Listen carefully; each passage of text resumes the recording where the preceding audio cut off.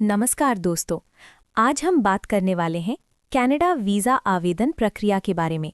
हाल के समय में आपने सुना होगा कि कनाडा का वीज़ा सिस्टम खासकर स्टूडेंट्स के लिए काफ़ी सख्त हो गया है।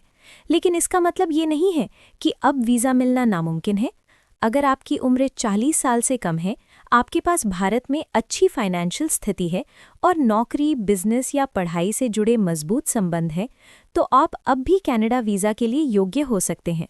इस वीडियो में मैं आपको कनाडा वीज़ा की सभी ज़रूरी शर्तें, आवेदन की पूरी प्रक्रिया और ये भी समझाऊंगा कि किन लोगों की प्रोफाइल आज भी मजबूत मानी जाती है।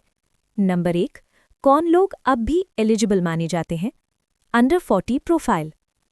अगर आपकी उम्र 40 साल से कम है और आपके पास भारतीय बैंक अकाउंट में लगभग 20 लाख रुपए हैं, साथ ही भारत में आपकी नौकरी, बिजनेस या पढ़ाई चल रही है, तो आपकी प्रोफाइल कनाडा वीज़ा के लिए पॉजिटिव मानी जाती है, बशर्ते आप सही तरीके से आवेदन करें।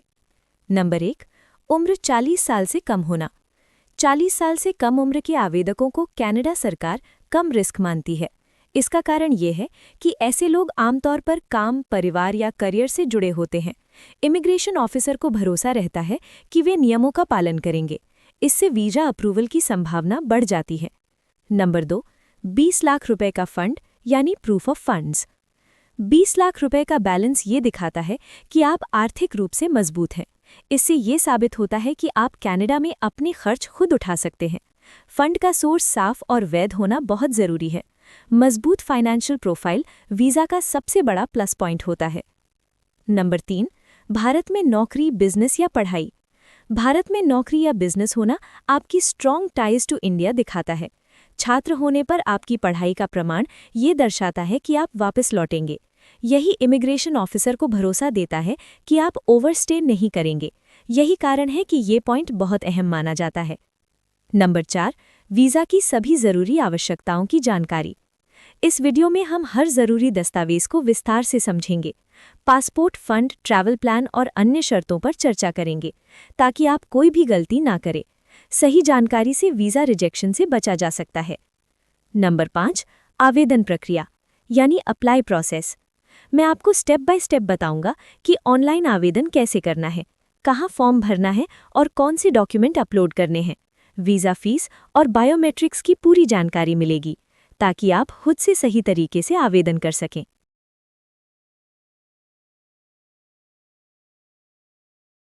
Medical test. कुछ मामलों में कनाडा वीज़ा के लिए मेडिकल टेस्ट कराना अनिवार्य हो सकता है, खासतौर पर यदि आप लंबे समय तक कनाडा में रुकने की योजना बना रहे हैं। मेडिकल टेस्ट से ये सुनिश्चित किया जाता है कि आवेदक को कोई गंभीर संक्रामक बीमारी न हो। इमिग्रेशन ऑफिसर ज़रूरत पड़ने पर अधिकृत डॉक्टर से मेडिकल कराने को कह सकता है। आपराधिक रिकॉर्ड नहीं होना चाहिए। वीज़ा आवेदन करने वाले व्यक्ति का कोई आपराधिक रिकॉर्ड नहीं होना चाहिए। कनाडा सरकार सुरक्षा को बहुत गंभीरता से लेती है। यदि किसी पर पहले कोई केस दर्ज रहा हो तो वीज़ा रिजेक्ट हो सकता है। साफ छवि होना वीज़ा मंजूरी के लिए ज़रूरी है। क्रिमिनल केस या इमिग्रेशन वायलेशन। किसी भी प्रकार का गंभीर क्रिमिनल केस वीज़ा के लिए नकारात्मक माना जाता है। पहले किसी देश के वीज़ा नियमों का उल्लंघन भी समस्या पैदा कर सकता है। ओवरस्टे, फर्जी दस्तावेज या गलत जानकारी देना वायलेशन माना जाता है। ऐसे मामलों में कनाडा वीज़ा मिलने की संभावना बहुत कम हो जाती है। Police clearance certificate. कुछ मामलों में पुलिस क्लियरेंस सर्टिफिकेट मांगा जा सकता है। पीसीसी ये साबित करता है कि आवेदक का कोई आपराधिक रिकॉर्ड नहीं है। ये सर्टिफिकेट स्थानीय पुलिस या पासपोर्ट ऑफिस से बनता है। साफ पीसीसी वीज़ा प्रोसेस को मजबूत बनाता है। भारत से मजबूत संबंध। कनाडा वीज़ा के लिए भारत से मजबूत संबंध दिखाना बहुत ज़रूरी है। इससे इमिग्रेशन ऑफिसर को भरोसा होता है कि आप वापस लौटेंगे। मजबूत संबंध नौकरी, परिवार या संपत्ति के रूप में दिखाए जा सकते हैं। कमज़ोर संबंध होने पर वीज़ा रिजेक्शन की संभावना बढ़ जाती है। वापस लौटने का प्रमाण। आपको ये साबित करना होगा कि यात्रा के बाद आप भारत लौटेंगे। इसके लिए नौकरी, बिजनेस या पारिवारिक जिम्मेदारियां दिखानी होती हैं। कनाडा सरकार ये सुनिश्चित करना चाहती है कि आप अवैध रूप से न रुकें। वापसी का स्पष्ट उद्देश्य वीज़ा अप्रूवल में मदद करता है। नौकरी, परिवार और संपत्ति। स्थायी नौकरी या बिजनेस भारत से मजबूत संबंध दर्शाता है। पति पत्नी, बच्चे या माता पिता का भारत में होना भी महत्वपूर्ण है। घर, जमीन या अन्य संपत्ति आपकी वापसी का संकेत देती है। कमजोर टाइज वीज़ा रिजेक्शन का सबसे बड़ा कारण होते हैं। पर्याप्त धनराशि, प्रूफ ऑफ फंड्स। आपके पास यात्रा के लिए पर्याप्त धन होना अनिवार्य है। इससे ये साबित होता है कि आप कनाडा में खुद का खर्च उठा सकते हैं। पैसों की कमी वीज़ा रिजेक्शन का कारण बन सकती है। फाइनेंशियल स्टेबिलिटी वीज़ा के लिए बहुत ज़रूरी है। खर्च दिखाना अनिवार्य। आपको ये दिखाना होगा कि यात्रा का पूरा खर्च आप वहन कर सकते हैं। इसमें फ़्लाइट टिकट, होटल और दैनिक खर्च शामिल होते हैं। कनाडा सरकार ये देखती है कि आप किसी पर निर्भर ना रहें। स्पष्ट फंड प्रूफ वीज़ा को मजबूत बनाता है। यात्रा, रहने और वापसी का खर्च। यात्रा खर्च में फ़्लाइट टिकट शामिल होता है। रहने का खर्च होटल या होस्ट के माध्यम से दिखाया जाता है। वापसी टिकट के लिए पर्याप्त पैसा होना ज़रूरी है। ये सभी खर्च आपकी वित्तीय क्षमता को दर्शाते हैं। मान्य वित्तीय दस्तावेज। आमतौर पर पिछले 6 महीने का बैंक स्टेटमेंट मान्य होता है। फिक्स डिपॉजिट आपकी बचत को दर्शाता है। सैलरी स्लिप या ITR से नियमित आय साबित होती है। ये दस्तावेज वीज़ा आवेदन को मजबूत बनाते हैं। वीज़ा आवेदन, अनिवार्य दस्तावेज। कनाडा वीज़ा के लिए कुछ दस्तावेज अनिवार्य होते हैं। इनके बिना आपका आवेदन स्वीकार नहीं किया जाता। सभी डॉक्यूमेंट्स सही, पूरे और सच्चे होने चाहिए। अधूरे दस्तावेज वीज़ा रिजेक्शन का कारण बन सकते हैं। वीज़ा आवेदन form online. Canada tourist visa के लिए आवेदन केवल ऑनलाइन किया जाता है। ये फॉर्म IRCC की आधिकारिक वेबसाइट पर भरा जाता है। फॉर्म में दी गई जानकारी पासपोर्ट और दस्तावेज़ों से मेल खानी चाहिए। गलत जानकारी देने पर वीज़ा रिजेक्ट हो सकता है। पासपोर्ट और पुराने पासपोर्ट की कॉपी। आपका पासपोर्ट कम से कम 6 महीने तक वैध होना चाहिए। पुराने पासपोर्ट आपकी ट्रैवल हिस्ट्री दिखाने में मदद करते हैं। अगर आपने पहले किसी देश की यात्रा की है तो उसकी कॉपी ज़रूर लगाएं। ये आपकी विश्वसनीयता बढ़ाता है।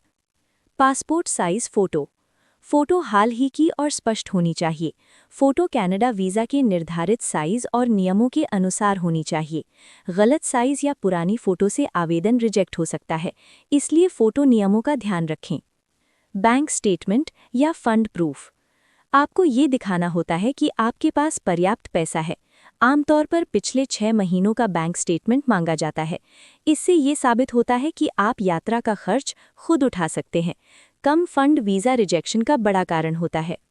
यात्रा योजना, फ्लाइट प्लस होटल बुकिंग। आपको कनाडा यात्रा की एक स्पष्ट योजना दिखानी होती है। इसमें फ़्लाइट टिकट और होटल बुकिंग शामिल होती है। ये ज़रूरी नहीं कि टिकट फाइनल हो, टेंटेटिव बुकिंग भी चलती है। यात्रा योजना से आपके इरादे साफ दिखाई देते हैं। नौकरी का लेटर, छुट्टी की अनुमति या बिजनेस प्रमाण। अगर आप नौकरी करते हैं तो कंपनी का लेटर ज़रूरी होता है। छुट्टी की अनुमति ये दिखाती है कि आप वापस काम पर लौटेंगे। बिजनेस करने वालों को बिजनेस रजिस्ट्रेशन दिखाना ज़रूरी होता है। ये भारत से मजबूत संबंध दर्शाता है। शादी का प्रमाण या बच्चों का जन्म प्रमाण। यदि आप शादीशुदा हैं तो शादी का प्रमाण पत्र उपयोगी होता है। बच्चों की जन्म प्रमाण पत्र पारिवारिक जिम्मेदारी दिखाते हैं। ये दस्तावेज आपके भारत लौटने के इरादे को मजबूत करते हैं। ये वीज़ा अप्रूवल में मदद करता है। ऐच्छिक लेकिन लाभदायक दस्तावेज। ये दस्तावेज अनिवार्य नहीं होते, लेकिन आवेदन को मजबूत बनाते हैं। अगर आपके पास हों तो ज़रूर लगाएं। इससे इमिग्रेशन ऑफिसर को निर्णय लेने में आसानी होती है। मजबूत प्रोफाइल से अप्रूवल की संभावना बढ़ती है। Invitation letter plus PR citizenship copy. अगर आपका कोई दोस्त या रिश्तेदार कनाडा में है तो उनका इन्विटेशन लेटर मददगार होता है। इन्विटेशन लेटर के साथ उनकी PR या सिटीजनशिप की कॉपी लगानी होती है। ये बताता है कि कनाडा में आपका रहने का इंतज़ाम है, हालांकि ये अनिवार्य नहीं है। ट्रैवल हिस्ट्री, पुरानी वीज़ा और ट्रैवल स्टैंप। पुरानी वीज़ा और ट्रैवल स्टैंप आपकी ट्रैवल हिस्ट्री दिखाते हैं। अच्छी ट्रैवल हिस्ट्री वीज़ा के लिए सकारात्मक मानी जाती है। ये दर्शाता है कि आपने पहले नियमों का पालन किया है। इससे भरोसा बढ़ता है। आवेदन की प्रक्रिया, एप्लीकेशन प्रोसेस। कनाडा वीज़ा की प्रक्रिया पूरी तरह ऑनलाइन होती है। हर स्टेप को ध्यान से पूरा करना ज़रूरी है। गलत या अधूरी जानकारी से देरी या रिजेक्शन हो सकता है। धैर्य के साथ प्रक्रिया पूरी करें। ऑनलाइन आवेदन, IRCC वेबसाइट। सबसे पहले IRCC की आधिकारिक वेबसाइट पर अकाउंट बनाएं। सभी डॉक्यूमेंट्स स्कैन करके अपलोड करें। फॉर्म भरने के बाद सबमिट करें। ऑनलाइन आवेदन सबसे सुरक्षित तरीका है। Visa fees CAD 100। Canada tourist visa की फ़ीस लगभग CAD 100 होती है। ये फ़ीस ऑनलाइन भुगतान करनी होती है। फ़ीस नॉन रिफंडेबल होती है। भुगतान के बाद ही आवेदन आगे बढ़ता है। Biometrics fees CAD 85। बायोमेट्रिक्स के लिए अलग से फ़ीस ली जाती है। इसमें फिंगरप्रिंट और फ़ोटो शामिल होते हैं। ये एक बार देने पर कुछ सालों तक वैध रहती है। बायोमेट्रिक्स अनिवार्य है। बायोमेट्रिक्स देना आपको नज़दीकी बायोमेट्रिक सेंटर जाना होता है। वहाँ फिंगरप्रिंट और फोटो लिया जाता है। बिना बायोमेट्रिक्स वीज़ा प्रोसेस आगे नहीं बढ़ता। समय पर अपॉइंटमेंट लेना ज़रूरी है। प्रोसेसिंग का इंतज़ार सभी स्टेप पूरे करने के बाद प्रोसेसिंग शुरू होती है। प्रोसेसिंग समय अलग अलग मामलों में अलग हो सकता है। इस दौरान अतिरिक्त डॉक्यूमेंट भी मांगे जा सकते हैं। धैर्य रखना ज़रूरी है। कनाडा में रहने की अवधि टूरिस्ट वीज़ा आपको अस्थायी रूप से रहने की अनुमति देता है। ये स्थायी निवास नहीं होता। हर यात्रा का उद्देश्य अस्थायी होना चाहिए। नियमों का पालन जरूरी है। 6 महीने तक रहने की अनुमति आमतौर पर एक बार में 6 महीने तक रुकने की अनुमति मिलती है। ये अवधि इमिग्रेशन ऑफिसर तय करता है। आपको तय समय से पहले देश छोड़ना होता है। ओवरस्टे करने पर भविष्य में समस्या हो सकती है। इमिग्रेशन ऑफिसर का निर्णय अंतिम निर्णय एयरपोर्ट पर इमिग्रेशन ऑफिसर लेता है। वो आपके दस्तावेज और यात्रा उद्देश्य देखता है। वो कम या ज्यादा समय की अनुमति दे सकता है। उसका निर्णय अंतिम होता है। महत्वपूर्ण सुझाव वीज़ा आवेदन करते समय सावधानी बहुत जरूरी है। छोटी गलती भी बड़ा नुकसान कर सकती है। सभी जानकारी सही और सच्ची रखें। यही सफलता की कुंजी है। मजबूत फंड और भारत से मजबूत संबंध पर्याप्त फंड आपकी आर्थिक स्थिति दिखाता है। भारत से मजबूत संबंध आपकी वापसी सुनिश्चित करते हैं। ये दोनों वीज़ा अप्रूवल के सबसे अहम पॉइंट हैं। इन पर खास ध्यान दें। गलत जानकारी से बचें। गलत या झूठी जानकारी देना कानूनी अपराध हो सकता है। इससे वीज़ा रिजेक्ट हो सकता है। भविष्य के वीज़ा भी प्रभावित हो सकते हैं। हमेशा सच बोलें। फर्जी एजेंट से सावधान रहें। कई फर्जी एजेंट झूठे वादे करते हैं। वे पैसे लेकर गलत दस्तावेज बनवा सकते हैं। ऐसे मामलों में आपका वीज़ा हमेशा के लिए खराब हो सकता है। हमेशा आधिकारिक वेबसाइट या विश्वसनीय स्रोत का ही उपयोग करें।